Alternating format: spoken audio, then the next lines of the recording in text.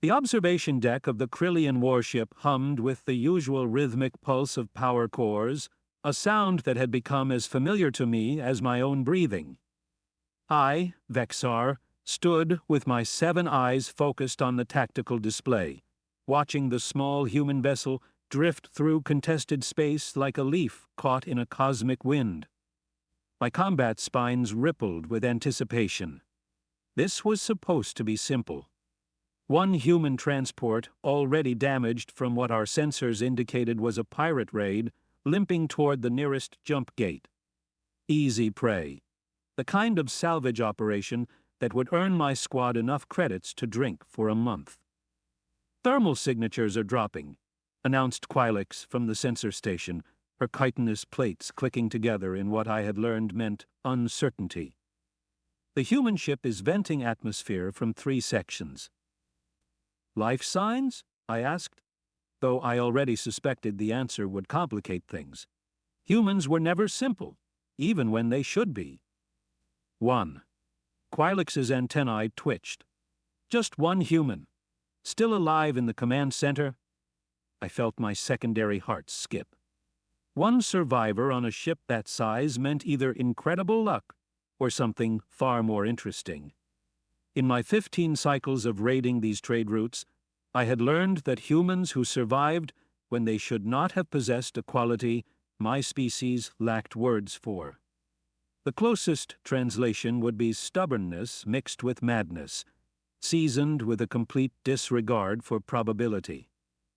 "Bring us alongside," I ordered.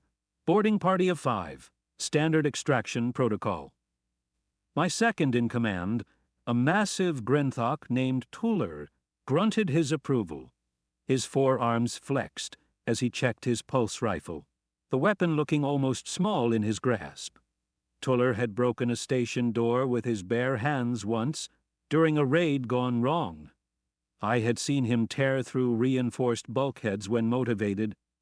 If this human decided to be difficult, Tuller would handle it. The rest of the boarding party assembled quickly. Mix, our infiltration specialist, her body capable of squeezing through gaps that would stop anyone else.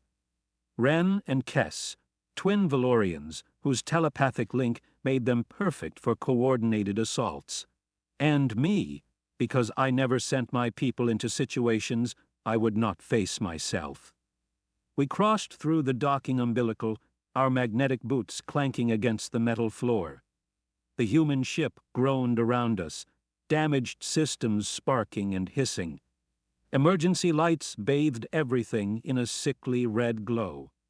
The air tasted of coolant and something else, something organic and burnt that made my throat sacs contract. "She is moving," Ren whispered, his telepathic sense picking up what our equipment could not. "Toward the cargo bay." "Trap?" Kess suggested, finishing her brother's thought as they often did. "Maybe," I said, checking my weapon's charge. "Or maybe she knows something we do not." We moved through the corridors in formation, Tuller taking point with his bulk, the Aib twins flanking, Mix skittering along the ceiling, and me bringing up the rear. Standard procedure. We had done this hundreds of times on hundreds of ships. The cargo bay doors were already open when we arrived, which should have been my first warning. The second warning was the smell. Not death, as I expected, but something sharper. Ozone and heated metal, and that particular scent that clung to humans who had been in combat too long. She stood in the center of the bay, illuminated by a single functioning light panel. Human, female, if my xenobiology lesson served correctly.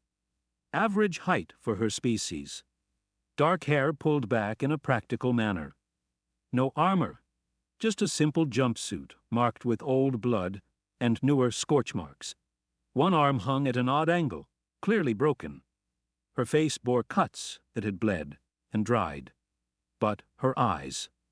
By the 7 hells, her eyes were what froze me for half a second. They held no fear, no desperation. Instead, they measured us with the cold calculation of a predator evaluating prey. 5, she said, in perfectly accented galactic common, her voice rough but steady. They sent 5. Tuller laughed, the sound like rocks grinding together. Human, you are damaged. Your ship is dead. Surrender, and we will make this quick. She tilted her head, and I swear I saw the corners of her mouth twitch. Not a smile, exactly. Something colder. Quick, she repeated, as if tasting the word. You know what is funny? The last group said the same thing. The pirates who attacked this ship 6 hours ago.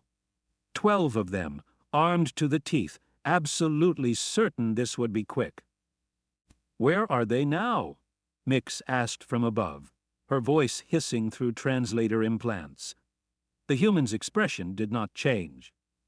Decorating various sections of the ship. Would you like coordinates? I can draw you a map. Tuller raised his rifle. Enough talk. Wait, I said, something in my gut twisting. You killed 12 pirates, alone, with a broken arm? Broken ribs, too, she corrected casually, as if discussing the weather. And a concussion. Probably internal bleeding. I am not a doctor, so I am estimating on that last one. Kess and Wren exchanged glances, their telepathic link buzzing with shared concern I could feel, even without their gifts.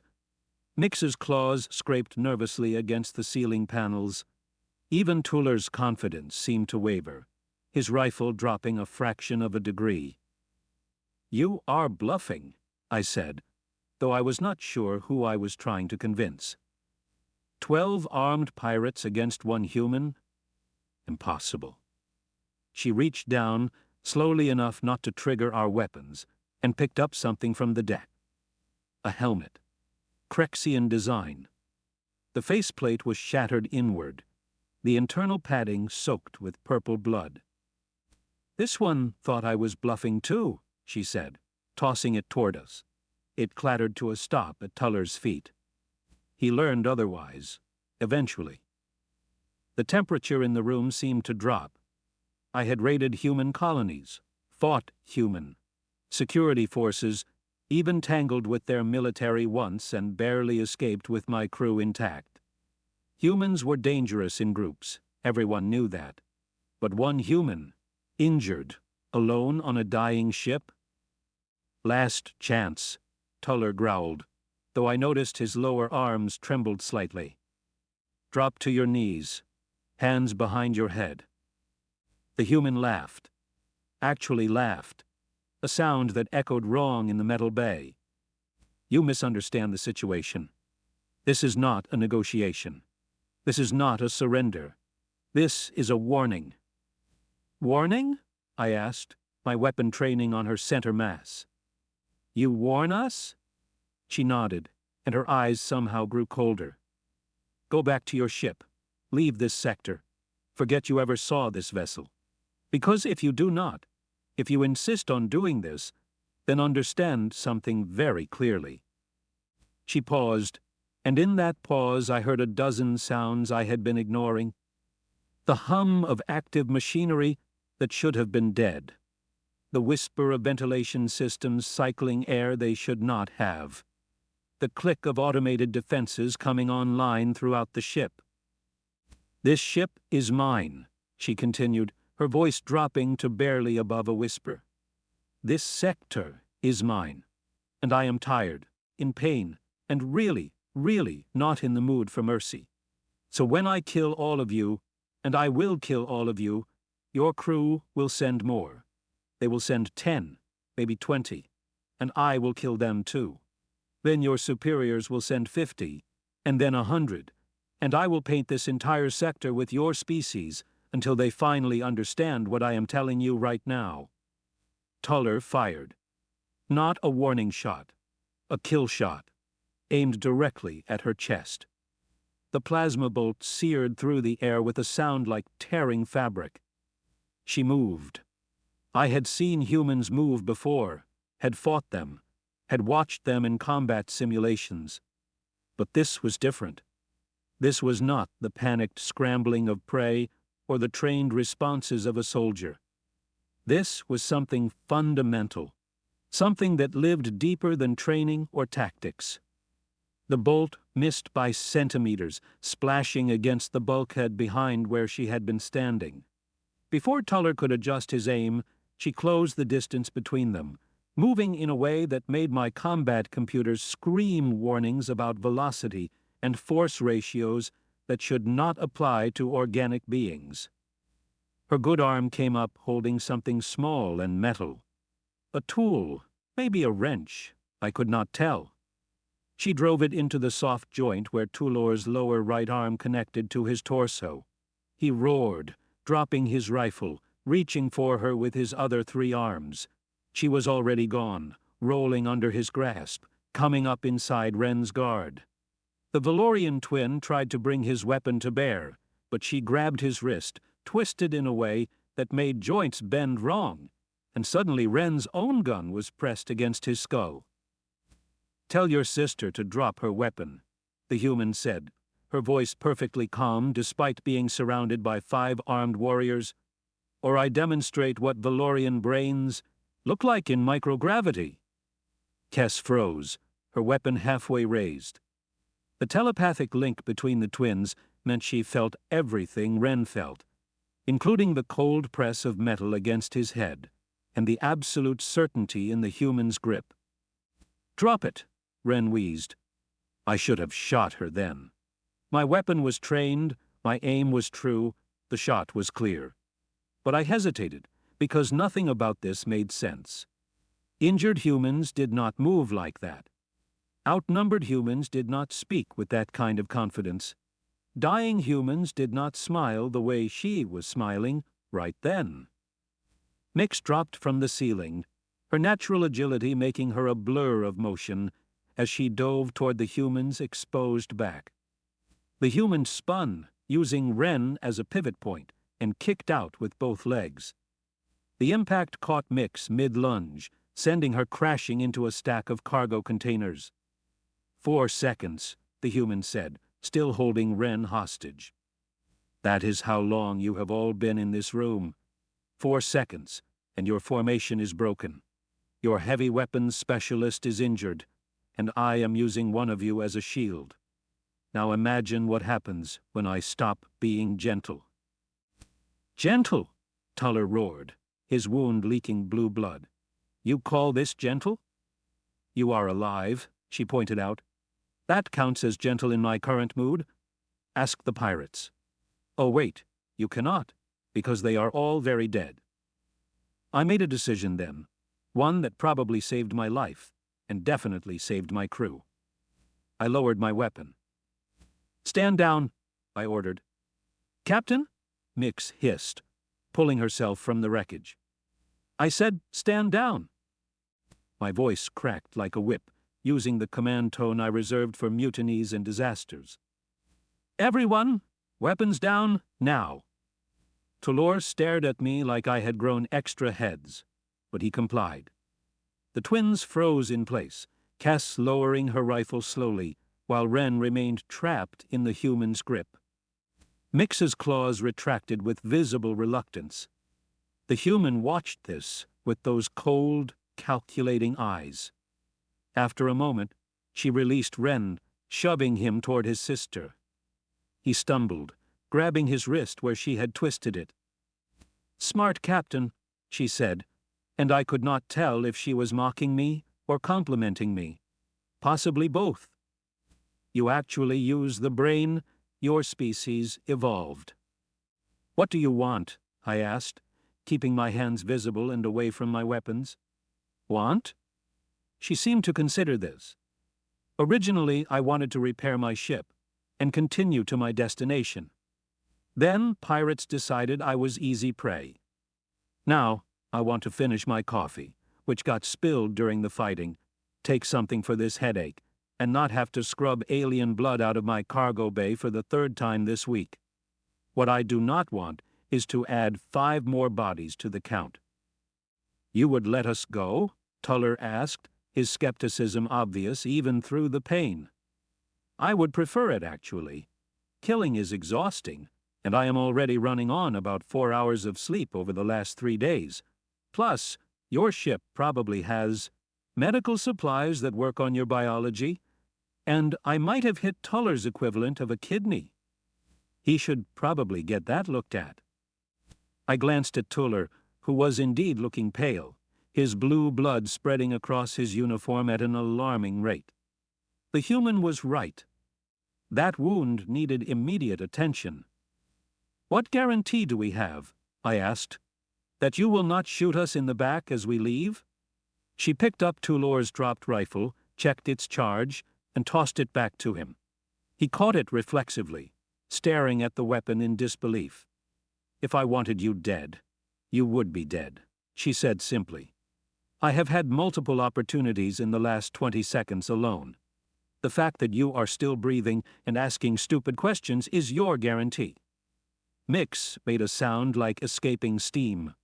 "Captain, we cannot just—" "Yes, we can," I interrupted. "And we will. Now, move." We retreated in as orderly a fashion as pride allowed, keeping our weapons ready but not aimed, moving backward through the corridors we had so confidently marched through minutes before. The human did not follow.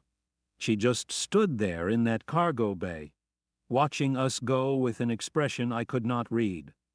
Back on our ship, after sealing the umbilical and putting several thousand kilometers between us and that cursed vessel, my crew erupted into arguments and recriminations. Tuller demanded we return with the entire ship's complement. Mix insisted we call in favors from other raider crews. The twins suggested long-range missiles. I silenced them all with a gesture. "We are leaving this sector," I announced. "Immediately. Full burn to the nearest jump gate. Captain, we cannot let one human—" "She was right," I cut off Tulor's protest. "About everything. We send 10, she kills 10.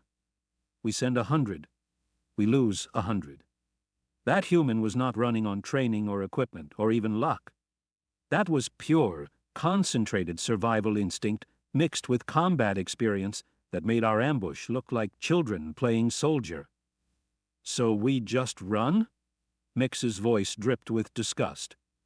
"We make a strategic withdrawal," I corrected, "and we spread the word. That sector, that ship, that human, off limits. Anyone who wants to test themselves against her can do so on their own time and with their own crew. I will not sacrifice my people to satisfy curiosity about how dangerous one human can be." Later, in my private quarters, I pulled up what little information our sensors had captured about the human.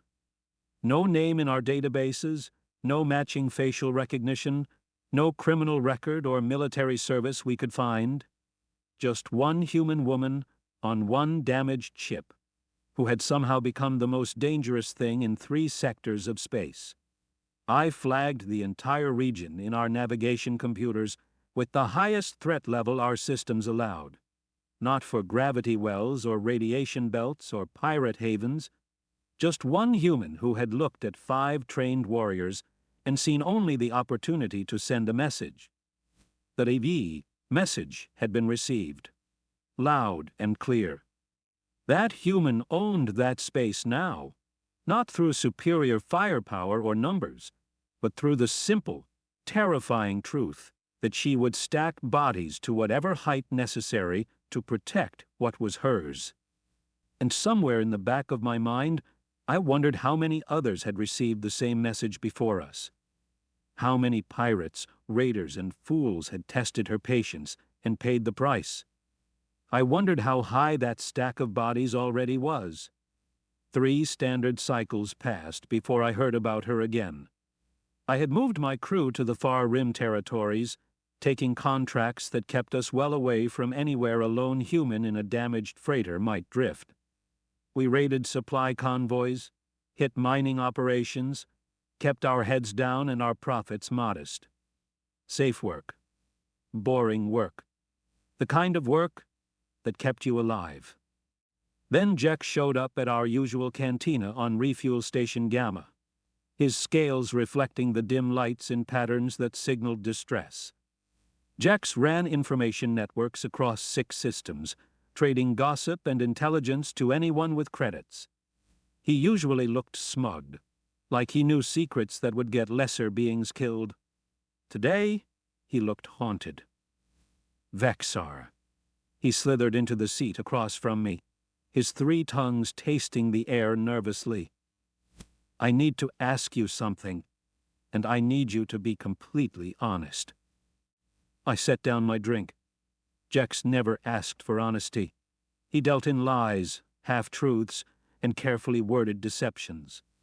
Honesty made him uncomfortable. What happened? I asked. The Drakmor Syndicate. He paused, his inner eyelids flickering. You heard they went silent last week? I had. The Drakmor Syndicate controlled 12 systems through violence and intimidation. 50 warships, thousands of ground troops, enough firepower to level planets. They did not go silent. They made others go silent. I assumed internal power struggle, I said carefully. Someone made a play for leadership. That would make sense. That would be logical. Jex's tongues flicked rapidly. Except I got sensor logs from a trader who was passing through their primary staging area. Vexar, there was one ship, one damaged freighter broadcasting human identification codes. The Syndicate sent interceptors, 40 fighters, full weapons hot. My secondary hearts clenched. Tell me. 38 fighters are debris now. 2 limped back, barely functioning. The freighter continued on course like nothing happened. Then the Syndicate sent 3 cruisers with boarding parties. Heavy assault teams, the kind they used to take fortified stations. I already knew how this ended, but I asked anyway. And? 2 cruisers are drifting husks. The 3rd managed to retreat, but they lost 90% of their boarding teams. The survivors keep talking about one human. Just one. Moving through corridors like death itself, using their own weapons against them, setting traps that turned their assault into a slaughter. Jex pulled out a data chip, sliding it across the table. The Syndicate put out a bounty. 50 million credits for information leading to the capture or termination of one human female, last seen piloting a modified transport vessel. They listed her crimes, Vexar. 347 confirmed kills across 5 engagements, all within the last month. I stared at the chip without touching it. They gave her a name? The survivors did. They call her the Pale Ghost. Because that is what you see right before you die. Her face, pale and calm, like death wearing a human mask. Some of them swear she cannot be killed, that weapons pass through her, that she is already dead and just refuses to stop moving. Superstitious nonsense, I muttered, though my voice lacked conviction. Is it? Jex leaned forward. Because here is the interesting part. I cross-referenced shipping logs, incident reports, distress calls. That human has been active for 6 months now. Started small, defending her ship from pirates. Then word spread that she was easy prey, alone and vulnerable. So more came, and she killed them. Every single one. Now the smart predators avoid her completely, but there are always fools who think they will be different, that they will be the ones to bring her down. How many? I asked, though I was not sure I wanted the answer. Bodies? Jex's scales rippled in what might have been a shudder. Conservative estimate, based on verified kills and missing vessels in her general vicinity? North of 800. And that number grows every week. 800. I thought about our encounter, how easily she had dismantled our formation, how she had given us a choice and a warning. We had been lucky. Incredibly, impossibly lucky. Why are you telling me this? I asked. Jex's eyes met mine, all three pupils contracting. Because the Syndicate is not letting this stand. They are assembling a fleet. 20 warships, elite troops, experimental weapons. They are going to saturate her last known position with enough firepower to crack a moon. They launch in 2 days. Good, I said, trying to mean it. Let them handle it. Vexar, they are hiring additional forces. They contacted me looking for experienced crews who know how to fight humans. I gave them 6 names. Yours was not one of them. I understood then. Jex was warning me, protecting an investment. If the Syndicate came asking, they would not take no for an answer.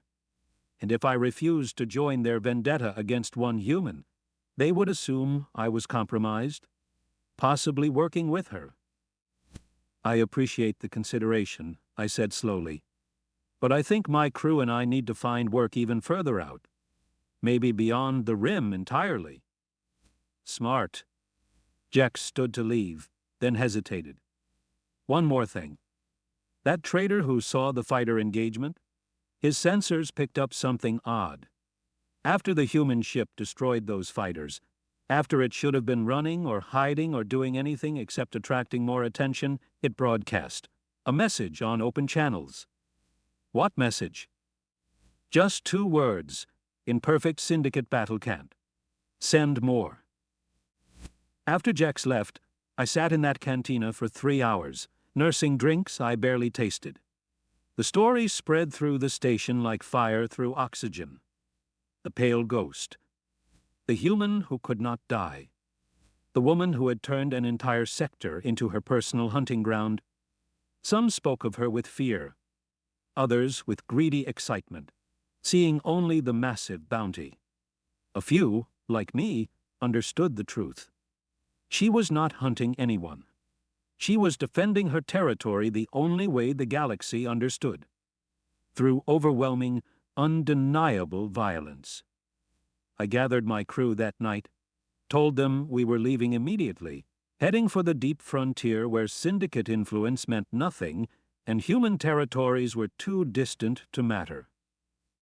Tuller, his wound long healed, agreed instantly. The twins nodded in unison. Mix clicked her mandibles in what I had learned meant reluctant acceptance. We launched before sunrise station time, our holds half empty, our fuel reserves barely adequate. I did not care. Distance mattered more than profit now. But we were not fast enough. 12 hours into our journey, alarms screamed across every system. My tactical display lit up with contacts. One ship, damaged freighter configuration, human design. My blood froze in 3 separate circulatory systems. Cannot be, Tuller whispered from his station. We are nowhere near her last known position. She is hailing us, Quilix announced, her voice tight with terror. Audio only. Should I? Put it through, I ordered, because what choice did we have? The voice that filled my bridge was rough, tired, but unmistakably hers. Krillian raider vessel, registry K7889, Captain Vexar commanding. You have excellent survival instincts. I appreciate that you took my advice and left the sector. Rare quality among your profession. I forced my voice to remain steady. Then, why are you here? Because I need something, and you strike me as someone who can be reasoned with. Most cannot. They see prey, or profit, or glory. You saw reality and made smart choices, so I am giving you an opportunity. What opportunity? I asked, while frantically signaling Quilix to plot emergency jump coordinates. Information exchange. You have access to communication networks I do not. Military frequencies, criminal databases, mercenary channels. I need to know where the Syndicate is staging their fleet. In return, I will tell you which sectors will be safe in approximately 48 hours. The implication hit me like a plasma bolt. You know about their attack fleet. I know they are gathering ships and fools to crew them. I know they think overwhelming force will solve their problem. I know they are wrong. Her voice carried no bravado, just flat certainty. But I prefer to choose my battlefield. So, Captain Vexar, do we have a deal? Tulor was shaking his head violently. Mix had gone completely, still, which meant she was either terrified or calculating escape routes. The twins clutched each other's hands, their telepathic link probably screaming with shared panic. I thought about 800 bodies. I thought about the Syndicate's fleet, their elite troops, their experimental weapons. I thought about what would happen when an unstoppable force met an immovable object, and who would be caught in the resulting explosion. The Syndicate is staging near the Helix Nebula, I said, my voice barely functioning. 36 vessels at last count, with more arriving hourly. They plan to strike in 2 days at coordinates I can transmit. Silence stretched for 5 heartbeats. Thank you, Captain. That was honest, and honesty from your kind is valuable. In return, avoid the Helix Nebula and surrounding systems for the next week. After that, the Drakmor Syndicate will no longer be your concern, or anyone else's. You cannot fight a fleet, I said, though I suspected she absolutely could and would. That is suicide. Captain Vexar, may I share something with you? A truth about my species that yours seems constitutionally incapable of understanding? Her voice softened, becoming almost conversational. We are persistence hunters. Back on Earth, before we reached the stars, humans hunted prey by following it until it collapsed from exhaustion. Not faster, not stronger, just more stubborn than anything else alive. We outlasted ice ages, supervolcanoes, plagues that should have ended us. We do not survive because we are superior. We survive because we absolutely refuse to die. That fleet will kill you, I insisted. Many have tried. Many have failed. The Syndicate will be no different. They see one human in one ship and think the math favors them. They are calculating firepower and numbers. What they should be calculating is how many of their people are willing to die before they understand that I will never stop, never surrender, never run. But they will not calculate that because, like you said, this is suicide, and no rational being commits suicide. But you are not rational. I could hear the smile in her voice. Now you are learning. Safe travels, Captain. You and your crew earned your lives today by being smart. Stay smart, and you will live long enough to see what happens to those who are not. The connection cut. Her ship vanished from sensors seconds later, jumping away toward coordinates I knew led directly to the Syndicate's gathering storm. Captain, Quilek said quietly, should we warn them? The Syndicate? Warn them of what? I asked. That one injured human in one damaged ship is going to destroy their entire fleet? They would laugh at us, then probably shoot us for wasting their time. So we do nothing? Mix demanded. We do what the human said. We stay smart. We survive. I set our course for the furthest frontier territories I could plot. And in 1 week, we check the news feeds and learn exactly what happens when humans stop being gentle. 6 days later, the reports started filtering through. Fragmentary at first, confused and contradictory. The Syndicate fleet had engaged an unknown hostile. Casualties were severe. Then the reports stopped entirely, replaced by silence. On the 7th day, a single transmission broadcast across every frequency in 8 systems. Video feed, slightly corrupted but clear enough. It showed a debris field that stretched for thousands of kilometers. Warship hulls torn open like rotten fruit. Escape pods drifting among the wreckage, many damaged, most empty. And in the center of it all, one battered freighter, scorched and scarred, but still functioning, still broadcasting. The camera focused on the command center. She sat in the pilot's chair, her arm no longer broken, but new injuries visible. Burns on her face, blood in her hair. Her jumpsuit was barely recognizable under the damage. But she was alive, and her eyes held the same cold calculation they had months ago when 5 warriors thought they could take her. "To whom it may concern," she said, her voice steady despite obvious pain. "The Drakmor Syndicate came to kill me with 47 warships and approximately 6,000 personnel. This footage shows what remains. 33 ships are scrap. The rest fled after watching their companions die. Syndicate casualties stand at 4,817. My casualties are 1 broken rib that was already healing and a really bad headache." She leaned forward, and her expression shifted into something that made my combat instincts scream warnings across every nerve. "I am transmitting this, so everyone understands. I claim no territory except my ship. I want no conflict, except what others bring to me. But if you come for me, if you decide I am prey, if you think your numbers or weapons or courage will make a difference, then understand this completely. I am human. We are the species that looked at the food chain and decided we belonged at the top through sheer force of will. We are the species that turned pursuit-predation into an art form.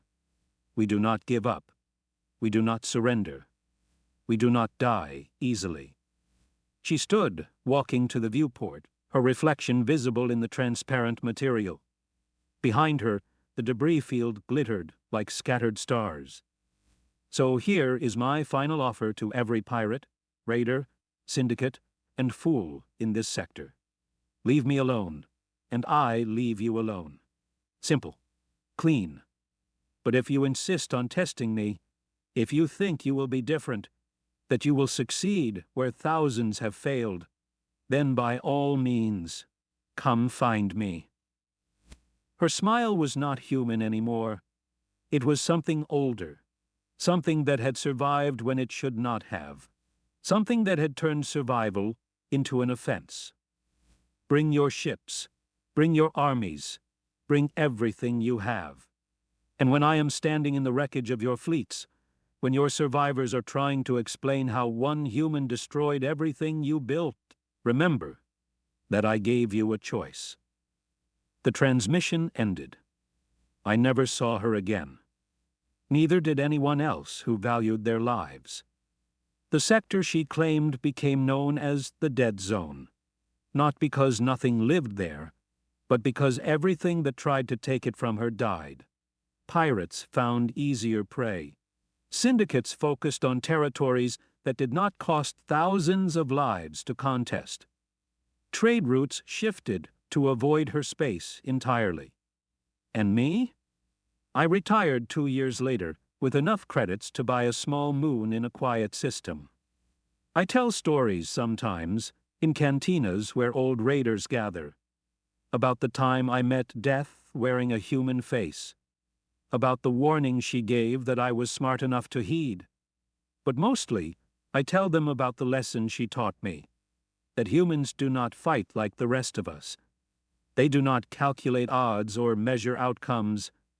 They decide what is theirs, and then they make the universe accept that decision through pure, stubborn, relentless violence. 5 warriors blocked her path. She whispered for 10 more, not because she needed them, but because she wanted everyone to understand exactly what would happen when they arrived. They would die, all of them, and she would still be standing, still defending her ship, still refusing to accept that the universe said she should be dead. That is what makes humans terrifying, not their weapons or their ships or their technology, but the fundamental truth that when a human decides to survive, reality itself has to negotiate terms, and the terms are always the same: leave them alone, or learn why their species climbed from prey to apex predator through nothing but determination and an absolute refusal to quit. I learned. I survived. The Syndicate learned too late. Their fleet learned last of all, in those final moments when they realized that numbers did not matter, that firepower was irrelevant, that they were not fighting a woman in a damaged ship. They were fighting everything humanity represented, condensed into one person who had decided that this ship, this space, this life was hers. And the universe blinked first.